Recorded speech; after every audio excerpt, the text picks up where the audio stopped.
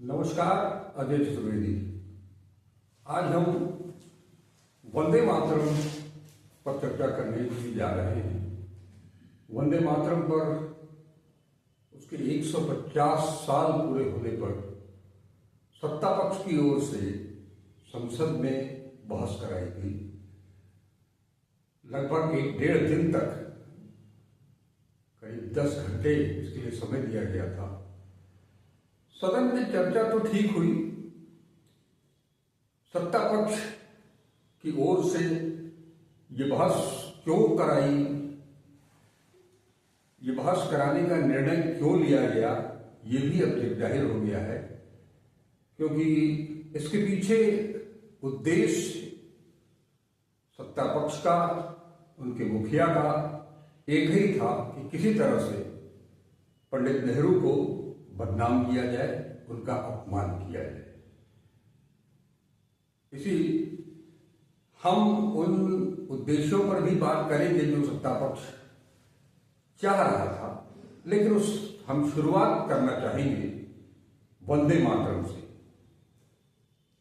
बंकिम चंद्र चटर्जी द्वारा रचित वंदे मातरम, जो कि हमारे स्वतंत्रता संग्राम सेनानियों की एक आवाज बन गया था, उन शहीदों की का एक नारा बन गया था। वंदे मातरम जिसे गुनगुनाते हुए, जिसे गाते हुए वो फांसी के फंदे पर झूल गए। तो हम चर्चा को शुरू करते हैं। हमारे साथ प्रोफेसर दीपक मलिक जी हैं। हम इनसे वंदे मातरम के बारे में और सत्ता पक्ष के उद्देश्यों पर भी कुछ इनकी प्रतिक्रिया जानने की कोशिश करेंगे। सर, आपका बहुत बहुत स्वागत है। जैसा मैंने अभी इंट्रो में बताया, उसके अनुसार हम लोग चर्चा को शुरू करते हैं। वंदे मातरम किस रूप में देखते हैं आप इसको? और दर्शकों से एक चीज अपील जरूर करना चाहूंगा कि वंदे मातरम को समझने के लिए कोई रील की जरूरत नहीं है। उसे समझने के लिए थोड़ा धीरज चाहिए, थोड़ा स्वाद चाहिए। हो सकता है वीडियो थोड़ा लंबा हो, तो धैर्यपूर्वक उसे सुनिए। सर। अजय जी, वंदे मातरम पर यह सरकार 10 घंटे का समय संसद में, लोकसभा में देती है बहस के लिए, और राज्यसभा में भी बहस होती है। ये एक तौर से बड़ा एक तौर से बड़ा अपने अंदर एक बड़ा कॉन्ट्रडिक्टरी किस्म का एक कदम है। जबकि वंदे मातरम से जिन लोगों के हाथ में आज सरकार है, उनका वंदे मातरम से दूर दूर तक रिश्ता नहीं रहा। और जो वंदे मातरम का मतलब बनता है, ये बात आपने बहुत सही उठाई कि वंदे मातरम तो हमारे देश में खासतौर से 1905 में बंगभंग आंदोलन के बाद और उसके दौर में एक मंत्र बन गया था। और वो मंत्र था राष्ट्रवाद का मंत्र था। और वो मंत्र था जिस मंत्र के माध्यम से एक दो नहीं, लाखों लोग लगभग उसके 40-50 साल तक उसको वंदे मातरम को गाते हुए, वंदे मातरम को अपनाते हुए फांसी के फंदे पर भी चढ़े। हजारों लोग चढ़े, सैकड़ों लोग चढ़े, और न जाने कितने लोग जेल में गए। तमाम चीज हुई। नतीजा ये हुआ कि 1907 आते आते उसको बैन भी कर दिया मेरी सरकार ने कि उसको, इस गीत को गाया न जाए। लेकिन देखिए, एक जो महत्वपूर्ण बात है कि वंदे मातरम की खिलाफत उस वक्त 1937 के पहले, 1937 के बाद, खासतौर से जब मुस्लिम लीग चुनाव हार गई, उस वक्त भी खिलाफत जो की गई थी, उस उसमें मूल उसकी भावना सांप्रदायिकता की थी। और आज भी जो वंदे मातरम को फिर से उस पर 10 घंटे का समय देकर लोकसभा में लाया गया है, उसकी भी मूल भावना सांप्रदायिकता है। दोनों जगह एक जमाने में उस समय मोहम्मद अली जिन्ना और मुस्लिम लीग की सांप्रदायिकता, और आज संघ परिवार और भाजपा और जो आज की पूरे हमारे मुखिया हैं, प्रधानमंत्री जी हैं, उनके साथ जो है वो चुनाव के पहले और खासतौर से बंगाल के चुनाव के पहले इसको कर पाए। बंगाल में वंदे मातरम के प्रति एक आग्रह था और बंकिम चंद्र चट्टोपाध्याय ने ही ये इसको आनंद मठ में रखा। खैर इसका आनंद मठ के पहले ही 1875 के करीब वो रचा गया था, लेकिन आनंद मठ में बाद में उसको इनकॉर्पोरेट किया गया, वो बंकिम चंद्र चट्टोपाध्याय 1882 में किया। बंकिम चंद्र चट्टोपाध्याय के बारे में आज के तारीख में जब हम उनके बारे में चर्चा करेंगे, उनके बारे में जो भी उल्लेख करेंगे, तो उसमें कई फेजेस में हमको देखना चाहिए। देखिए, ये हिंदुस्तान का शुरुआती फेज था राष्ट्रवाद का, जिसमें ये बहुत अस्वाभाविक नहीं था कि एक भारत माता की कल्पना की जाती, क्योंकि एक गुलाम मुल्क था और उस गुलाम मुल्क में एक कोई सिंबॉलिक जिसे कहते हैं एक आधार बनना चाहिए था जिसके माध्यम से इस पूरी बात को कही जा सके। तो जो कुछ भी हुआ उसमें बंकिम चंद्र के बहुत सारे इंस्टेंसेस हैं। बंकिम चंद्र ने समाज में गैर बराबरी की भी खिलाफत की है, बाकी बहुत सारे प्रश्नों को उठाया है जिन प्रश्नों को आज भी हम उठाते हैं। लेकिन हमको जब इतिहास देखते हैं तो इतिहास को हमको ये देखना चाहिए कि इतिहास के शुरुआती दौर पे क्या आदमी कर सकता था, क्या एक लेखक कर सकता था। आज के दौर से अगर हम उसकी तुलना करेंगे, उसके भीतर अगर जाने की कोशिश करेंगे तो मुश्किल होगा। और क्योंकि आज की बहस दूसरी है, उस बहस के टूल्स को लेकर, उनके संयंत्रों को लेकर जब हम खुद भी अतीत का करेंगे तो हमको नतीजे कुछ बहुत अच्छे नहीं निकलेंगे। तो ये एक वंदे मातरम की एक कहानी है। लेकिन जो सबसे बड़ी जिस चीज को हमको भूलना नहीं चाहिए, जिस चीज को हमको नजरअंदाज नहीं करना चाहिए, कि वंदे मातरम जो है वो हिंदुस्तान की आज़ादी की लड़ाई का पूरे तौर से एक मंत्र बन चुका था और उस पर हजारों लाखों लोग चले उस पथ पर। जवाहरलाल नेहरू ने इस पर कुछ कदम उठाए थे। हम इतिहास को एक यांत्रिक दृष्टि से नहीं देखना चाहते हैं। इतिहास में आवश्यकताएं होती हैं और हमारा उद्देश्य होता है। आजादी की लड़ाई जो हमारी थी, हिंदुस्तान की आजादी की लड़ाई, वो एक नए किस्म के समाज के निर्माण की भी कहानी थी। अगर हमारे समाज में कुछ समस्याएं थी और थी, ये तो बात सत्य है, अलग अलग समाज बने हुए थे, अलग अलग प्रवृत्तियां थी, तो उसको उससे पार पाके एक भविष्य का एक बेहतर समाज बनाया जाए। लगभग आजादी की लड़ाई को अगर हम कहीं पर अगर एक सूत्र में कहीं बांधना चाहेंगे, एक अगर उसके लिए एक आधार भूमि तैयार करना चाहेंगे तो हम कहेंगे कि आजादी की लड़ाई हमारी केवल एक पॉलिटिकल लड़ाई नहीं थी, ये एक लड़ाई थी एक नए हिंदुस्तान बनाने के लिए। अक्सर होता क्या कि जो आज़ादी की लड़ाइयाँ हुई हैं वो पॉलिटिकल लड़ाइयाँ हुई हैं और पॉलिटिकल ट्रांसफर ऑफ पावर तक वो सीमित रह गई हैं। लेकिन अगर हम अपने आज़ादी की लड़ाई को देखते हैं तो मैं उसको एक सांस्कृतिक क्रांति भी कहता हूँ।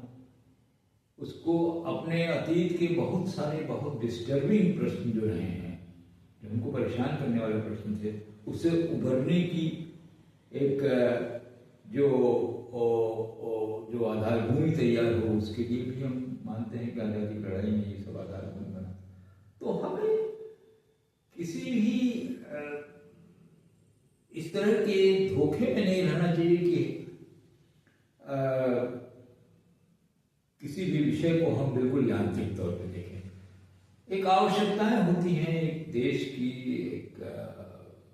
एक इतिहास की आवश्यकताएं होती हैं, जिसको जवाहरलाल ने खुद जब 1947 जब आज़ादी हमारी हुई, 15 अगस्त रात को 12 बजे, 14 अगस्त की रात को जो उनका भाषण है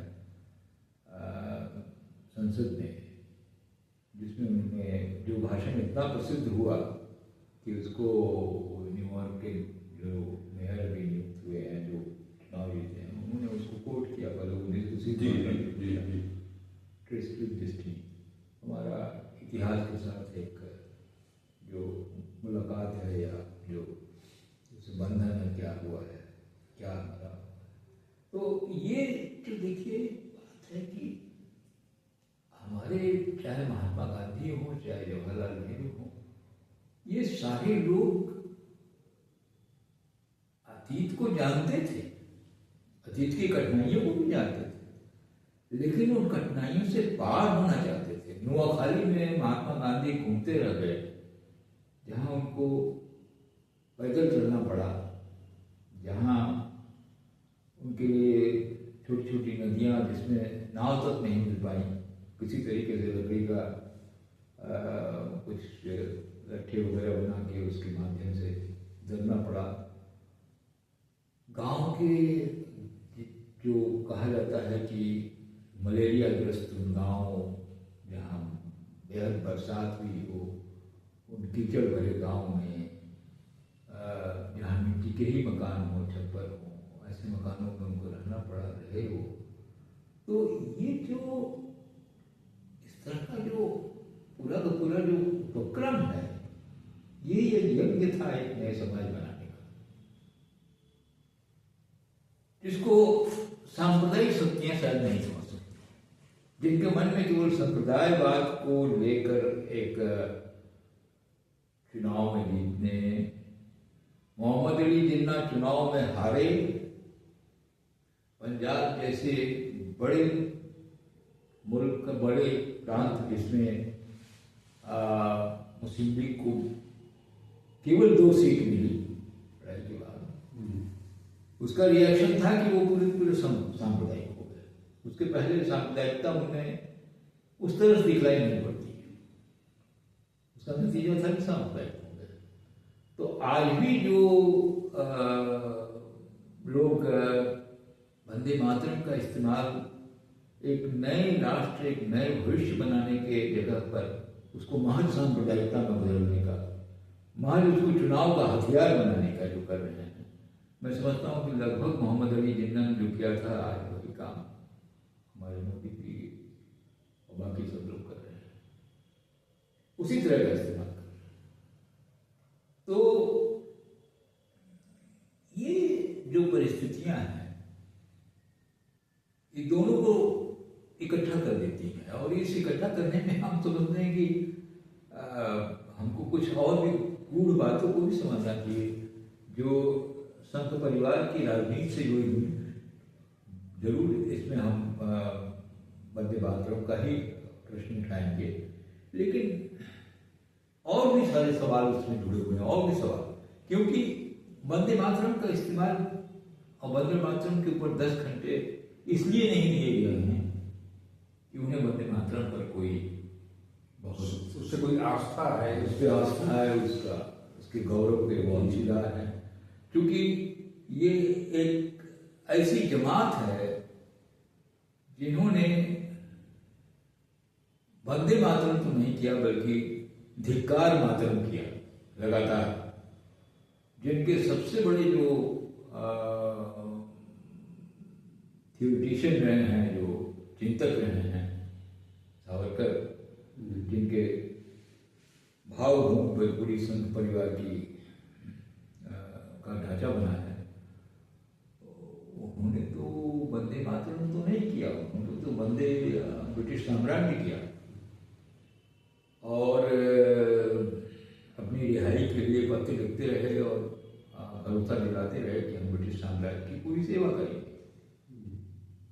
तो ऐसे लोग जब इसको 10 घंटे बहस के लिए खड़ा करते हैं तो उनका उद्देश्य वंदे मातरम नहीं रहता। आज अच्छा एक मैंने अभी थोड़ी देर पहले एक वीडियो देख रहा था जो राज्यसभा का था। उसमें आप पार्टी के संजय सिंह ने कहा कि आप 4 RSS के आदमियों का नाम गिना दीजिए जिन्होंने वंदे मातरम करके वहां पर जेल गए हैं।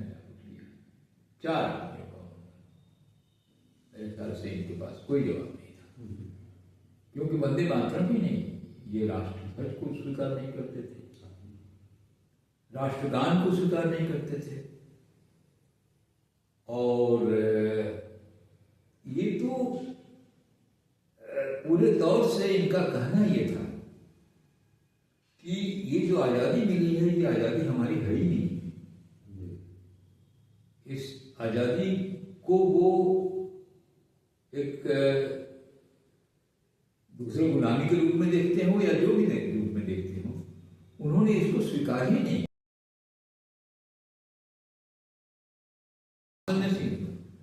तो उन्होंने जो जिस तरह के चैलेंज, जिस तरह की चुनौतियां उन्होंने सत्ता पक्ष की ओर छोड़ी, हम उसको बिल्कुल नजरअंदाज भी नहीं कर सकते हैं और उसको हम साधारण नहीं मान सकते हैं। ये बहुत महत्वपूर्ण चुनौतियां थी जो उन्होंने डाली उन लोगों पर। तो आज सबसे बड़ी जो बात है कि वंदे मातरम को लेकर जो इतने चिंतित हुए हैं नरेंद्र मोदी बाकी लोग, और उसमें वो कह रहे हैं कि भाई इसको शॉर्ट कर दिया गया है, इसको संक्षिप्त कर दिया गया है, इसकी पूरी गीत को नहीं गाया जा रहा है वगैरह वगैरह।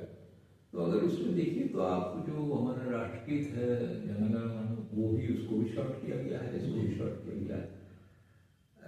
एक है कि ये आवश्यकताएं होती हैं एक देश की, एक संस्कृति की, एक भविष्य के समाज को बनाने की, जिसके अनुसार गढ़ा जाता है। तो जिन लोगों को गढ़ने की इच्छा नहीं है, जिन लोगों ने जिंदगी भर और पूरे अपने वैचारिक धरातल से केवल तोड़ने की कोशिश की है, शायद उनको ये समझ में नहीं आएगा। और आज की तारीख में तो और भी एक मजाक हो रहा है, एक तौर से ये हास्यास्पद है कि वे उन्हीं चीजों का इस्तेमाल अब चुनाव में करना चाहते हैं। ये केवल चुनाव के लिए ये किया जा रहा है और इसका कोई उद्देश्य नहीं, और चुनाव में भी सांप्रदायिकता। इस बात को लोकसभा में प्रियंका गांधी ने उठाया भी था। उन्होंने कहा कि आज हम इस बात पर चर्चा, वंदे मातरम पर चर्चा की जरूरत क्या है। अपने राष्ट्रगीत पर हमको बहस करने की क्या जरूरत पड़ी है। उसके 2 कारण ही उन्होंने बताए थे कि एक तो नेहरू का अपमान करना है और दूसरा बंगाल का चुनाव, बस और कुछ नहीं। बिल्कुल ये सही बिल्कुल से प्रश्न था प्रियंका गांधी का। और प्रियंका गांधी का भी जो बातें की उन्होंने कि भाई आप नेहरू से नाराज हैं, ये है, तो आप सब एक बात कर दीजिए भाई, और उसके बाद एक दिन बहस हो जाए जब 10 घंटा आप इसके लिए दे सकते हैं। हाँ, तो 10 घंटा 20 घंटा 40 घंटा दीजिए कुछ। संजय सिंह ने भी उसको दोहराया, मैं भी देख रहा था, तो उन्होंने भी कहा कि ठीक है कि इसमें एक अदालत, संजय सिंह नहीं, आज जो उन्होंने झा साहब ने कहा था, आज रेडी वाले जो मनोज झा, उन्होंने कहा कि बात सही है कि एक अदालत संसद में हो, आप उस पर जिरा हो, आपको जितना भी नेहरू के बारे में बोलना है आप बोलिए, उसके बाद फिर देखा जाएगा। लेकिन एक चीज खत्म हो, जो देश की वास्तविकता है, जो देश की जरूरत है, संसद जिसके लिए बनी हुई है वो काम संसद में हो। गरीबी पर, महंगाई पर, बेरोजगारी पर, शिक्षा पर, उस पर कुछ चर्चा की जाए। तो हम बार बार ये जो संघ परिवार और उनकी जो सरकार बनी है, वो वंदे मातरम जैसे प्रश्नों को केवल इसलिए उठाती है कि उससे उनको संभवतः वोट बैंक बनाने में सुविधा मिलेगी, सांप्रदायिकता को और क्षुरधार करने में मौका मिलेगा उनको। जो काम मुस्लिम लीग एक जमाने में किया है आज़ादी के पहले, ठीक वही काम है मुस्लिम लीग, और उसके साथ साथ अगर आप जोड़ेंगे तो हिंदू महासभा ने भी मुस्लिम लीग ने भी।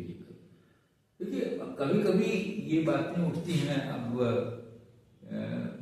ये संयोग से इससे नहीं जुड़ा हुआ प्रश्न है, लेकिन लालकृष्ण आडवाणी जब डिप्टी प्राइम मिनिस्टर थे, उसमें पाकिस्तान विजिट पर गए हुए थे, पाकिस्तान की यात्रा किए थे, और उन्होंने मोहम्मद अली जिन्ना की जो मज़ार पे उन्होंने गए थे, मज़ार पे गए थे।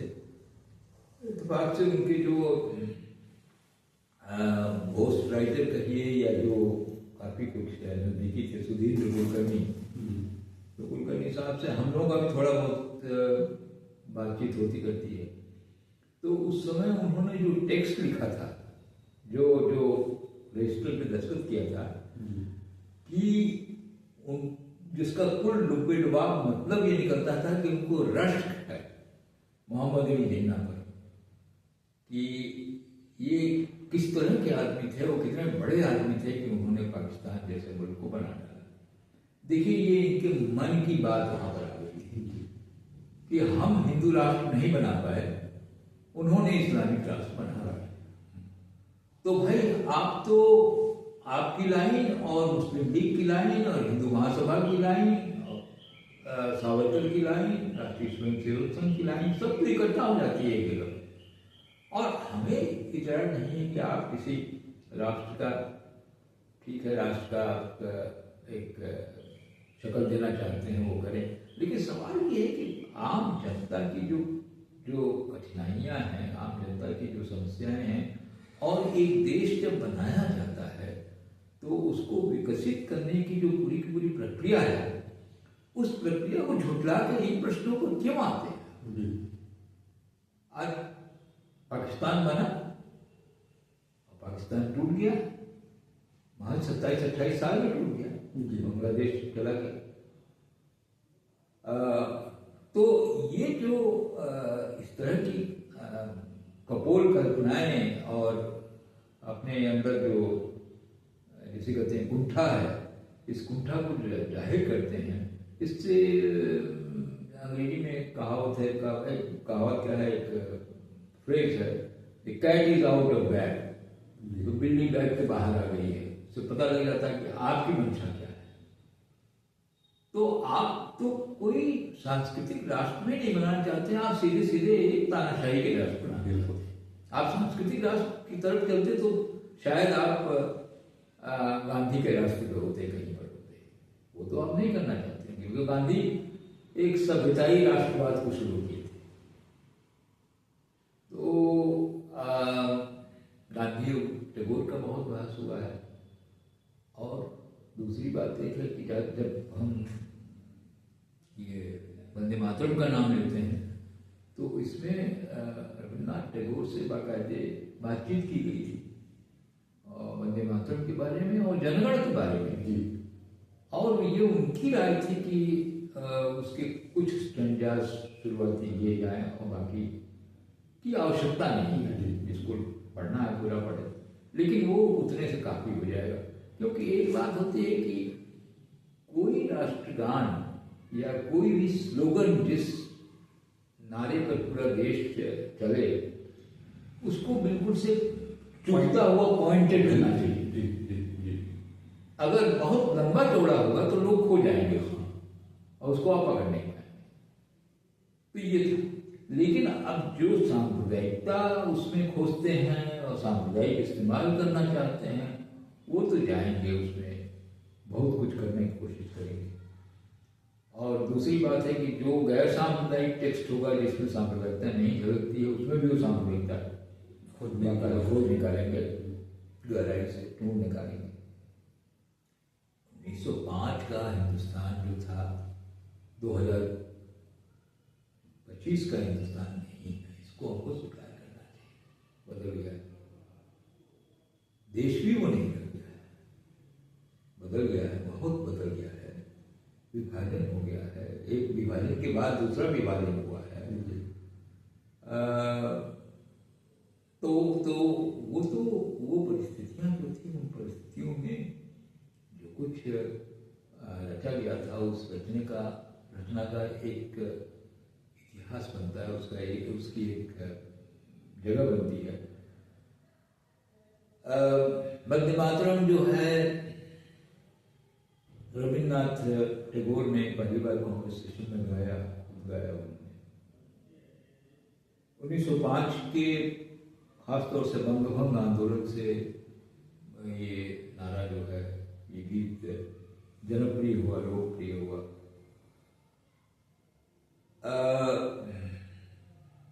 लेकिन ये भी हमको मानना पड़ेगा कि 1907 आते आते रविन्द्रनाथ टैगोर ने दूसरी जगह जोर देना शुरू कर दिया था, और वे लगभग बंगभंग आंदोलन से, मैं अलग तो बुरे तौर से नहीं कहूँगा, लेकिन उसे निराश हो गए। और 1907 में उनका जो नारा था, दो नारे उन्होंने गठित किए। एक तो नारा था उनका कि गांव की ओर चलो, बंगला में पल्ली समाज की ओर चलो, जिसका मतलब जो गांधी जी ने किया वो एक ही चीज थी। और दूसरा एक जो उनके नाम पर आज भी कलकत्ते में बहुत बड़ा हॉल बना हुआ है, पहले भी उसने नाम से उन्होंने एक कंसेप्ट दिया, महाजाति। सब महाजाति, ये महाजाति क्या है? ये महाजाति है, हिंदू है, मुसलमान हैं, क्रिश्चियन हैं, ईसाई हैं, अब बौद्ध हैं, जैन हैं, सारे लोगों को मिलकर एक कारवां मिलकर हिंदुस्तान बनता है। यही महाजाति थी। इस महाजाति की कल्पना, महाजाति साधारण छोटी जाति नहीं है, संकीर्ण जाति नहीं, महाजाति की कल्पना, ये टैगोर की बाकायदे कल्पना थी। एक तरफ से मानवता को उद्धृत करने वाला वो महाजाति, जिसमें कि सारी जातियां उसमें समाहित होंगी। तो ये जो प्रश्न उठे उस समय से 1907 से 1905 में, 1905 की अपनी भूमिका है, जिसमें वंदे मातरम एक मंत्र होकर आया। 1905 को महात्मा गांधी ने अपने जो उनका बीज ग्रंथ है हिंद स्वराज, उसमें उनको उसका उल्लेख किया उन्होंने, और कहा है कि ये कोई साधारण घटना नहीं है, ये हिंदुस्तान में राष्ट्रवाद की और नई राष्ट्रवाद की और नए संघर्षों की, नए तरीके से सोचने की शुरुआत है। ये महात्मा गांधी ने लिखा है, क्योंकि 1905 की घटना पहली दरार, एक महत्वपूर्ण दरार 1857 के बाद पड़ती है, जब अंग्रेजों ने कर्जन साहब ने जो बंगाल का डिवीजन किया उस पर। और वायदे उस समय अगर हम इतिहास में खंगाले तो बंगभंग आंदोलन में वंदे मातरम का नारा लेके लोग उतरे, बंगाल का विभाजन हुआ, उसी अपनी माता का अपमान, माता को विभाजित करने का कष्ट, दुख, इस पे यहाँ तक कि बहुत सारे मस्जिदों में भी दुआ मांगी गई। ये भी एक हुआ। और हमें कोई बड़ा प्रतिवाद या कोई छिटपुट प्रतिवाद भी दिखलाई नहीं पड़ता है मुस्लिम कम्युनिटी के माध्यम से। बल्कि वंदे मातरम जो गा करके जो हमारे स्वतंत्रता संग्राम सेनानी थे, जो जिन्होंने जो शहीद हुए वंदे मातरम गाते हुए, उसमें हिंदू भी थे, मुसलमान भी थे। मुसलमान यही हमारे लगभग जितने लोग फांसी पे चढ़े हैं उस वक्त बंगाल में और बंगाल के बाहर उत्तर प्रदेश में, यहाँ पर भी राम प्रसाद बिस्मिल, अशफाकुल्लाह खां, सारे लोग वंदे मातरम के ही मंत्र से पूरे दौर से सराबोर थे। तो वंदे मातरम तो जिसे कहते हैं कि आपको एक नेशन को, एक देश को डिफाइन करना है। कैसे डिफाइन करेंगे आप? दुनिया में काफी मुल्क हैं जो अपने देश को फादरलैंड कहते हैं, पितृभूमि। हम अपने देश को मातृभूमि कहते हैं। मेरे ख्याल से इस मातृभूमि के कंसेप्ट के पीछे कुछ और भी बातें हैं, क्योंकि माँ का जो प्यार होता है, माँ का जो जगह होती है, वो निस्वार्थ जगह होती है अपने संतान के प्रति, अपने लोगों के प्रति तमाम। ये जो एक धारणा है, ये राष्ट्रवाद की नई कल्पना है, नई संकल्पना है। ये उस संकीर्ण दायरे से उठकर जो पश्चिम में राष्ट्रवाद बना, उस राष्ट्रवाद के पीछे पूंजीवाद का बनना और बाकी जिसे कहते हैं एक्सपेंशन, टेरिटरी वगैरह, जमीन का और भाषा, एथनिसिटी, इन सब चीज़ों की एक भूमिका रही है। राष्ट्रवाद तो बहुत लिखा गया है, बहुत सारे लोगों ने बड़ा गंभीर काम किया है इस पर, ऐसी बात नहीं है। एक जो बड़े चिंतक रहे हैं इस दौर में, बेनेडिक्ट एंडरसन, उन्होंने कहा कि राष्ट्रवाद होता क्या है। उन्होंने कहा कि नेशनलिज्म, उनकी अंग्रेजी में किताब है और वो बड़ी महत्वपूर्ण किताब है, वो लगभग टेक्स्ट बुक है सब सारे लोगों के लिए, साइंटिस्टों के लिए। It's an imagined community. अब ये जो इमेजिन्ड कम्युनिटी की बात करते हैं राष्ट्रवादी, आप इमेजिन्ड कम्युनिटी किस तरह की बनाएंगे? महाजाति की बनाएंगे कि एक जाति की बनाएंगे? ये प्रश्न उठता है। तो आजादी की लड़ाई में जो लोग शामिल थे वो महाजाति बनाना चाहते थे, और जो लोग शामिल नहीं थे, जो बंटवारा चाहते थे, वो एक छोटी जाति बनाना चाहते थे। तो इस बात को लेकर इस संदर्भ में हमको वंदे मातरम को देखना चाहिए। और इसका बहुत अच्छा उदाहरण जवाहरलाल का खुद है। जवाहरलाल ने पब्लिक मंच से हमारी कहा वेस्टर्न यूपी में, पश्चिमी उत्तर प्रदेश में ही एक जगह बात उठाई थी कि भारत माता कौन है। तो भारत माता उन्होंने कहा, भारत माता आप है। आज जो हमारे सामने जनता खड़ी हुई है, यही तो भारत है। और इसमें माता का स्नेह बने, एक नया समाज बने, एक नए किस्म का राष्ट्रवाद बने, ये कल्पना थी। क्योंकि हम गांधी इंस्टीट्यूट में भी रहे हैं, जो गांधीवादियों में एक तबका बहुत महत्वपूर्ण तरीके से, बहुत मजबूती से काम करता था कि हमको जो महिलाओं से और माताओं से जो आग्रह है और जो उनसे हमारी आशा है कि वो ज़्यादा बेहतर समाज की तरफ हमको ले जाएगी। महात्मा गांधी ने खुद इस बात को कहा है। वो यूरोप से लौट रहे थे आपके राउंड टेबल कॉन्फ्रेंस, तो उनका कि भाई पुरुषों ने तो आज तक दुनिया चलाई ही है, लेकिन अगर महिलाओं को दुनिया चलाने के लिए दिया जाए तो शायद दूसरी किस्म की दुनिया बने। उन्होंने खुद जो नोआखाली में उनके एक्सपेरिमेंट को लेके बहुत लोग बड़े दूसरे तरीके से, बड़े घिनौने तरीके से बहुत कुछ कहते हैं, लेकिन मनु गांधी को उन्होंने नोआखाली में कहा कि मैं तो तुम्हारी माँ हूँ, माँ का स्नेह हम कर पाएंगे कि नहीं, माँ का भरोसा तुमको दे पाएंगे कि नहीं, ये था उनका उद्देश्य।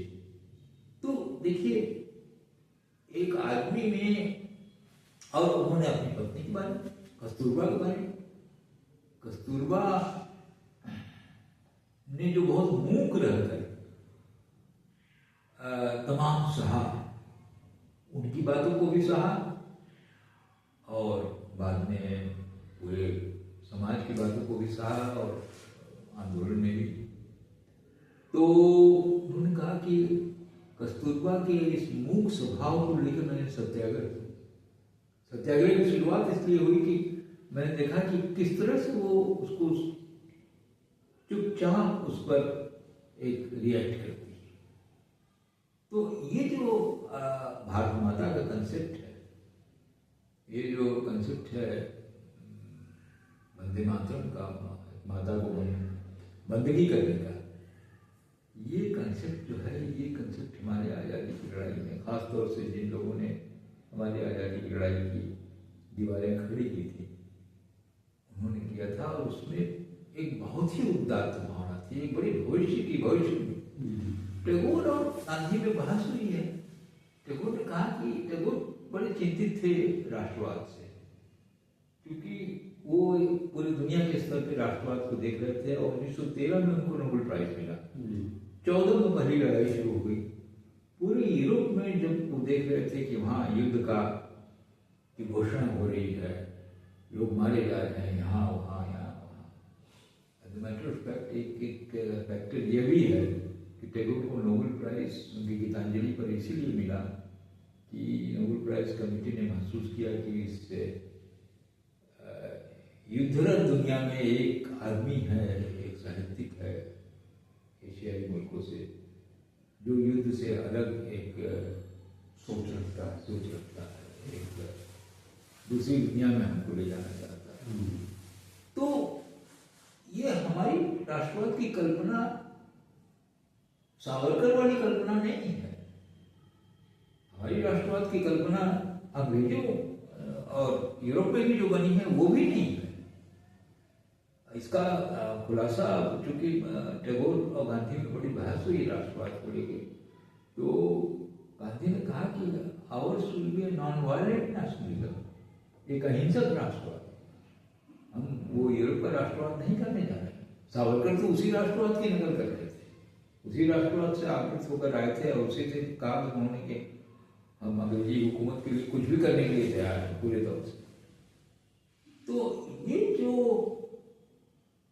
वंदे मातरम के पीछे ये तमाम जो स्तरों पर जो बातचीत उठती है, उन बातचीतों को हमको देखना चाहिए।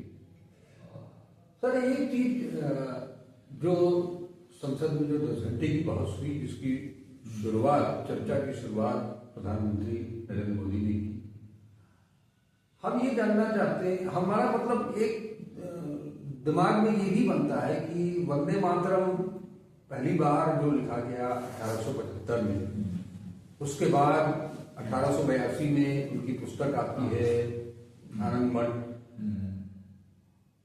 फिर 1937 तक, 1875 से 1937 तक क्या कुछ चल रहा है इस देश में वंदे मातरम को लेकर के, गुरुदेव रविन्द्रनाथ ठाकुर को लेकर के या बंकिम दास को लेकर के, इन लोगों के जो साहित्य थे। बंकिम दास ने केवल आनंदमठ तो नहीं लिखा, उसके पहले भी, जैसे आपने शुरुआत में बताया कि इनकी सोच, जो महाजाति की सोच और सभी को एक राष्ट्रवाद, सचमुच एक राष्ट्रवाद की जो सोच थी, और जो उस समय जो रूढ़ियां थी, जो बुराइयां थी, उनको समाप्त करने को लेकर के भी है, जो एक समानता का वो लेकर के, फिर अचानक से 1937 पर चले आते हैं वो, कि उसमें मूल जो वंदे मातरम है उसमें से एक स्टैंजा केवल लिया गया, बाकी छोड़ दिया गया।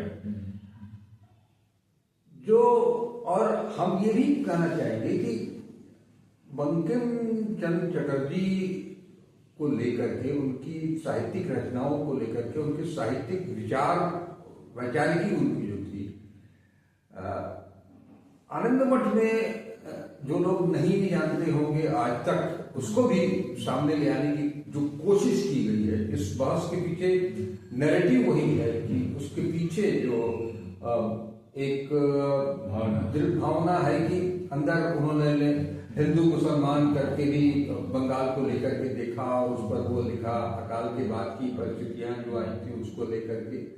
तो एक तरह से इसके पीछे क्या सोच हो सकती है?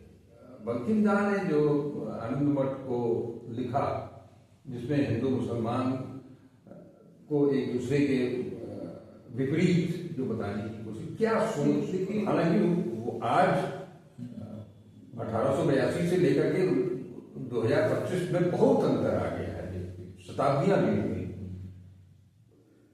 देखिए, इसमें दो या बड़ा गूढ़ प्रश्न किया है और पता नहीं हमारे दर्शक लोग इसको कितना उस तरह से गहराई से सोचेंगे। एक तो हमको एक बात समझनी होगी कि हमारा राष्ट्रवाद जो 19वीं शताब्दी के आखिर में बन रहा था, उसको मैं अनगढ़ राष्ट्रवाद कहता हूँ। वो डेवलप नहीं था पूरे तरह से, उसमें तमाम तरह के एक्सपेरिमेंट हो रहे थे, दाएं बाएं दाएं बाएं दाएं बाएं सोचा जा रहा था।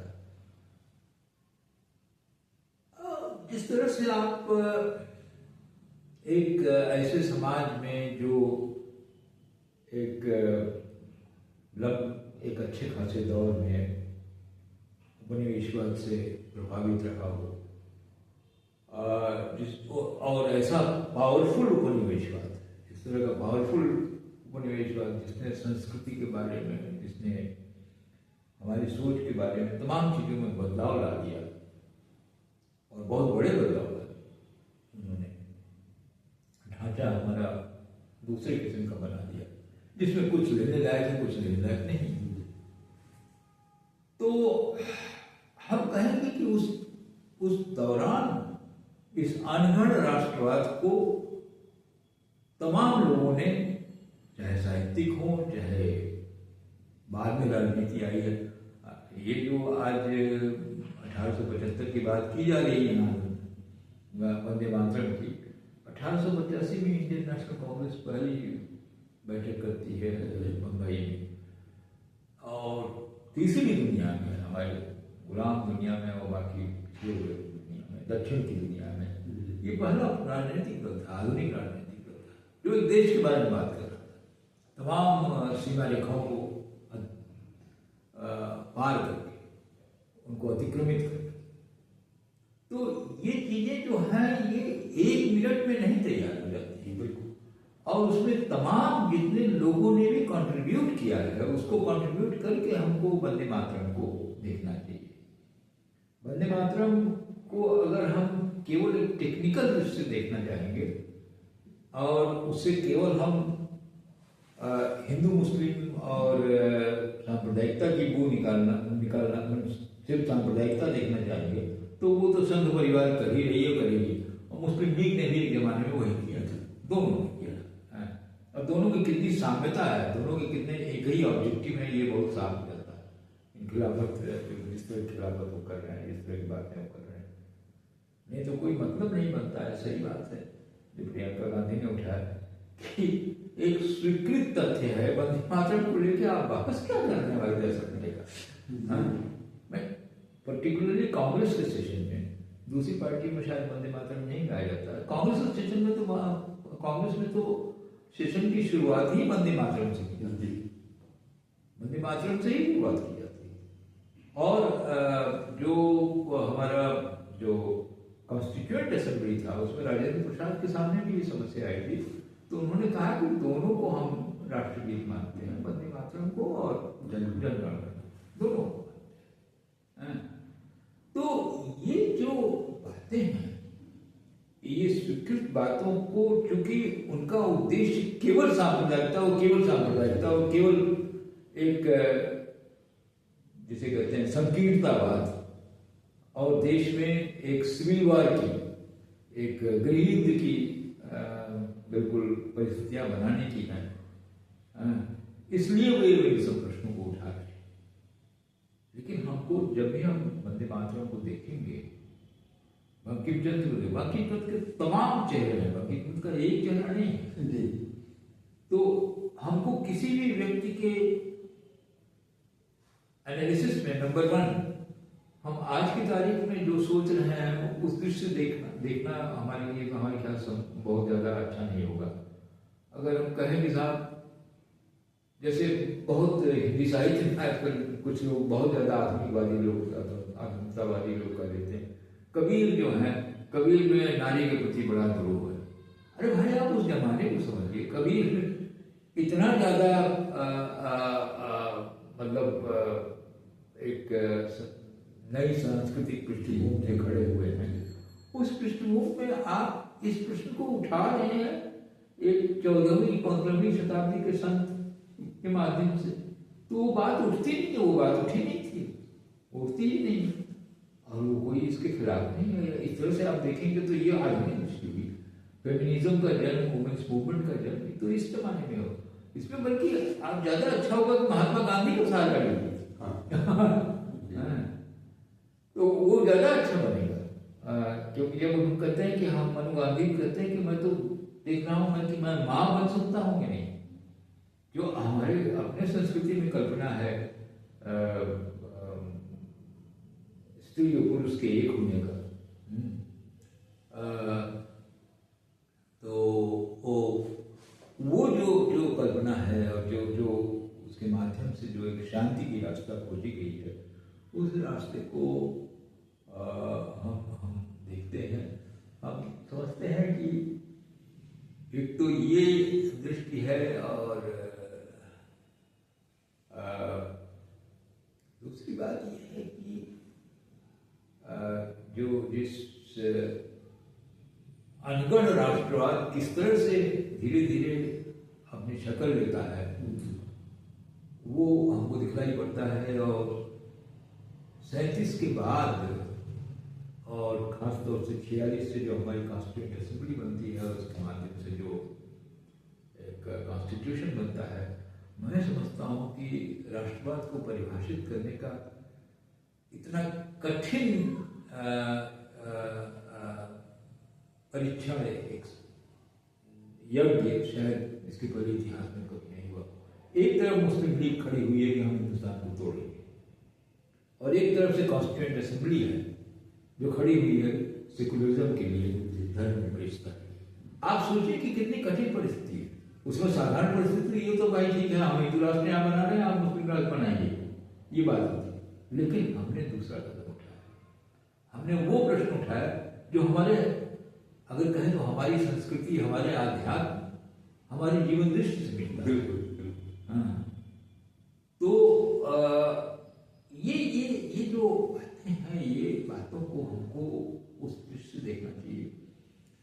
और ये एक बड़ा गूढ़ प्रश्न है, क्योंकि मैं समझता हूँ, और मैं ये कहना चाहूँगा कि नंबर वन, संघ परिवार और बीजेपी या जो कुछ भी आज बनी है, एक तो उसमें भारतीय तो नहीं है हम लोग।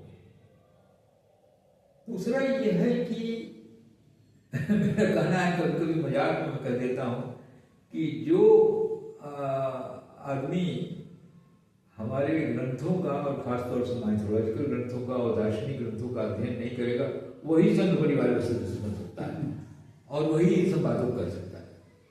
ये जो बातें ये लोग उठाते हैं, एक्चुअली मैं संघ परिवार की पूरी परिकल्पना जो है वो 1917, 1914-15 के जो राष्ट्रवाद बन रहा था, जो बहुत ही यूरोप का राष्ट्रवाद, बहुत ही संकीर्ण किस्म का राष्ट्रवाद बन रहा था, उसकी कार्बन कॉपी। उन्होंने भारत से कुछ नहीं लिया, भारत से तो महात्मा गांधी ने लिया। भारत को डिफाइन करने की कोशिश तो लगातार जवाहरलाल नेहरू करते हैं, डिस्कवरी ऑफ इंडिया हो चाहे भारत माता कौन, उस तरह का बात उन्होंने कभी डिफाइन करने की कोशिश नहीं की। उन्होंने तो एक कंसेप्ट दिया कि ये राष्ट्र है और इस पे मुस्लिम आधिपत्य हो गया और वो बड़ा खराब हुआ और सब कुछ हुआ। ठीक है, मुस्लिम आधिपत्य जो हुआ था वो हिंदुस्तान के बहुमत के जो लोग धर्म थे उससे अलग हुआ था, लेकिन उस वक्त की अगर विश्व इतिहास को भी खोल के देख लिया जाए, पूरे एशिया के इतिहास को देख लिया जाए, कहीं सामंतवाद का ये था, सामंत बिल्कुल सामंतवाद उसका सबसे मूल मंत्र था, सबसे मूल आधार था उस मुगल उसके। इसके बावजूद उसके अंदर बहुत सारे परिवर्तन हुए हैं, ऐसी बात नहीं कि परिवर्तन नहीं हुए। तो आप सामंतवाद को आप हिंदू, मुस्लिम, ईसाई इन सब को उसमें देखें। यूरोप में सामंतवाद था, यूरोप में सामंतवाद जो राजशाही जो टूटी इसी 19वीं शताब्दी के बीचों बीच में टूटी हो गई जाके थोड़ा बहुत। तो सामंतवाद तो उसमें एक विश्व संरचना थी, और उसी में चाहे हम हो, चाहे हिंदुस्तान हो, चाहे जर्मनी हो, चाहे फ्रांस हो, सभी लोग एक साथ इकट्ठा हुए थे। तो वो बात जो है उसको एक धर्म के रंग पे रंग देना, मैं नहीं कहता हूं कि बिल्कुल भूखा नहीं है, लेकिन अगर आप इतिहास को देखें तो एक चीज उसकी मूल धारणा को, उसके मूल स्रोत को देखना चाहिए हमको। मूल ढांचा क्या है? मूल ढांचा सामंतवाद है। इसीलिए एक चीज आप दिखलाई पड़ती है कि मुगलों के जमाने में भी जो,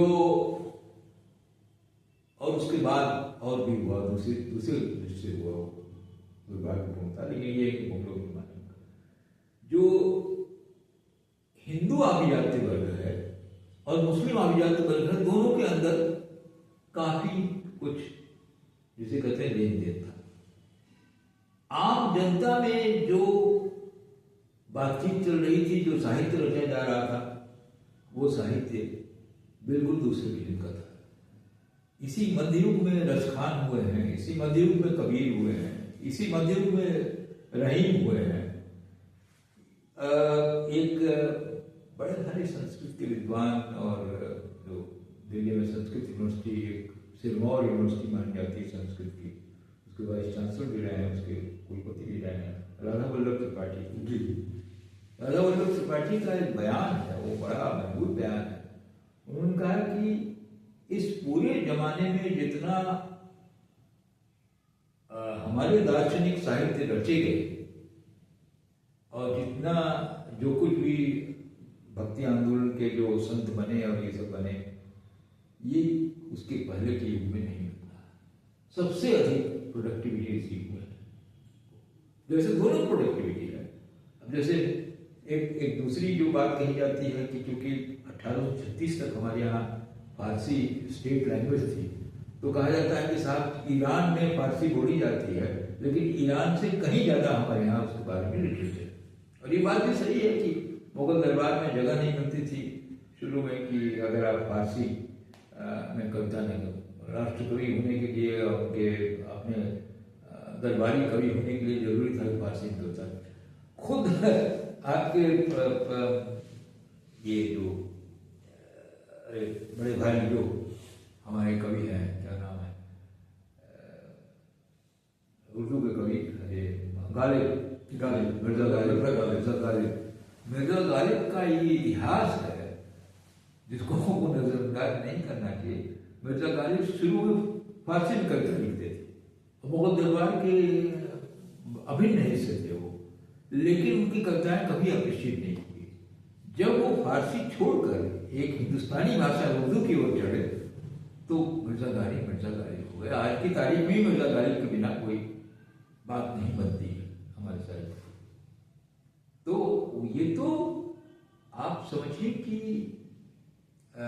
ये परंपराएं बहुत बड़ी परंपराएं थी, बहुत बड़ी चीजें, बड़ी महत्वपूर्ण घटनाएं हुई। उन घटनाओं को आप नजरअंदाज नहीं कर सकते हैं और उनको लेकर ही एक इतिहास दृष्टि बनाना चाहिए हमको।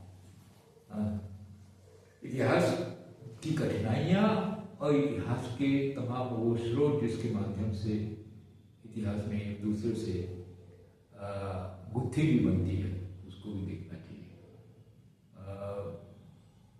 रामचरितमानस कब लिखा गया भाई? अकबर के युग में यही जमाना था। तो ये जो और ये रामचरितमानस एक रेवोल्यूशन है। हम उसको दूसरे संदर्भ में देखते हैं। यूरोप में एक रेवोल्यूशन हुआ जिसमें जो बाइबल था उसका अनुवाद लैटिन से अंग्रेजी में, जर्मन में, स्पेनिश में, तमाम भाषाओं में होना शुरू हुआ। और ये वहाँ के बड़े रिफॉर्म मूवमेंट, प्रोटेस्टेंट मूवमेंट के माध्यम से हुआ, जिससे उन्होंने कहा कि हमको किसी धर्म याजक की जरूरत नहीं है, हम ट्रांसलेट कर लेंगे, खुद पढ़ लेंगे, खुद देख लेंगे क्या।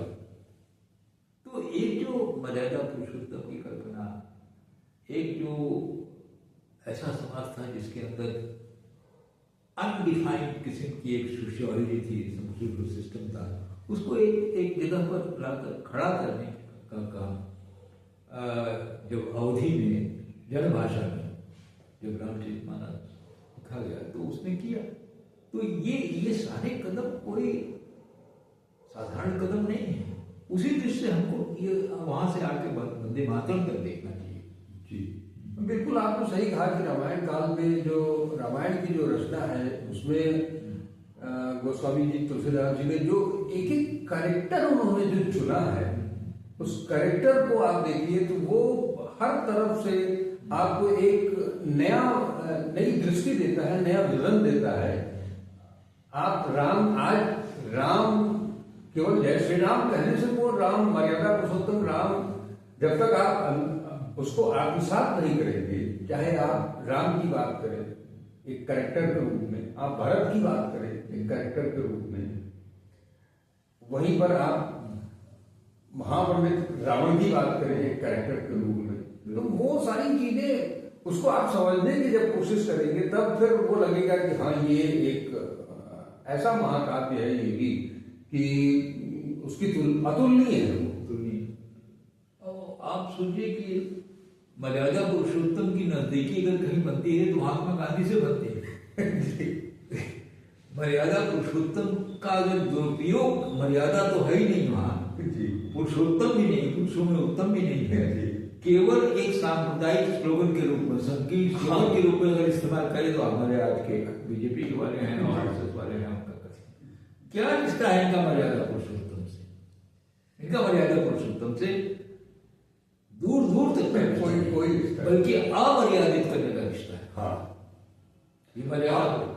हम तो यहाँ ये भी कहेंगे सर कि आप शायद उससे इत्तेफाक रखें कि जिस तरह से आज वंदे मातरम पर चर्चा करा करके उस महान कवि को, महान साहित्यकार को एक तरह से आप उन्हें अपमानित करने की कोशिश कर रहे हैं, जैसे आप राम का नाम लेकर के मर्यादा पुरुषोत्तम राम को अपमानित करते हैं। बिल्कुल वो। दूसरा ये कि बांकिम के उसमें कई लोग बहुत तरह के प्रश्न उठाते हैं, उस पे एक सोच, एक जो जिन्होंने गंभीरता से अध्ययन किया है, उनका कहना है कि जो आनंद मठ में जो सन्यासी विद्रोह है जी, उसी वक्त करीब करीब फकीर विद्रोह भी हमारा दिखलाई पड़ता है। और जो उनका ये है कि वो मिर्जापुर के मुस्लिम राज्य के प्रति एक विद्रोह की बात उसमें उठाते हैं, लेकिन साथ ही साथ अंग्रेजी हुकूमत की बात भी उठाते हैं, जी, ईस्ट इंडिया कंपनी की हुकूमत की बात भी उठाते हैं। एक बात आपको और भी देखनी चाहिए कि बंकिम चंद्र डिप्टी कलेक्टर भी थे, बाकायदे कॉलोनियल प्रशासन के अंग थे, ऐसा नहीं है कि नहीं थे। तो अब ये जो चीजें हैं, इसके बीच से जब हम आनंद मठ को देखेंगे, जब पूरे वंदे मातरम के प्रकरण को देखेंगे, तब हमको बहुत कुछ समझ में आएगा कि वो क्या था। आप अंग्रेजी राज को सीधे सीधे उस समय कंडेम नहीं कर सकते थे, इसलिए और भी बातें करनी ही थी। तो वो भी सरकारी नौकर रहते। तो ये जो सारी चीजें हैं, सब चीजों को मिलाकर एक दृष्टि हमको बनानी चाहिए। लेकिन यहाँ पर हमारा वो कहना नहीं है, हमारा तो कहना है जैसे ये आप कह रहे थे, अभी ये बात भी उठी थी कि मर्यादा पुरुषोत्तम को अगर सबसे ज्यादा अमर्यादित किसी ने किया है तो संघ परिवार ने किया है। और इसे हमें कुछ माने आपने राम को अपना चुनाव एजेंट बना दिया। भगवान की जगह उनको डिविनिटी, तुलसीदास ने उनको एक मर्यादा पुरुषोत्तम और डिविनिटी के जगह पर ले गए, आपने उतार के उनको अपना इलेक्शन एजेंट बना दिया। तो ये जो है, जितना अमर्यादित राम को, मर्यादा पुरुषोत्तम राम को, भगवान राम को संघ परिवार ने किया है, किसी ने नहीं किया। ये रिकॉर्ड है। इतना अमर्यादा, इतने बुरी तरह से इस्तेमाल।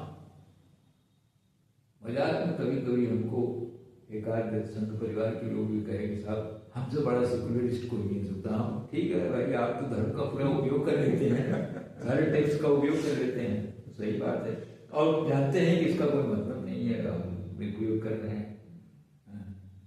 तो अगर कहीं मर्यादा पुरुषोत्तम और उन मूल्यों का, जिन मूल्यों से हिंदुस्तान बना है, अगर उससे कहीं नजदीकी अगर हम कहीं देखें तो वो हमारे राष्ट्रीय आंदोलन दिखलाई पड़ती है।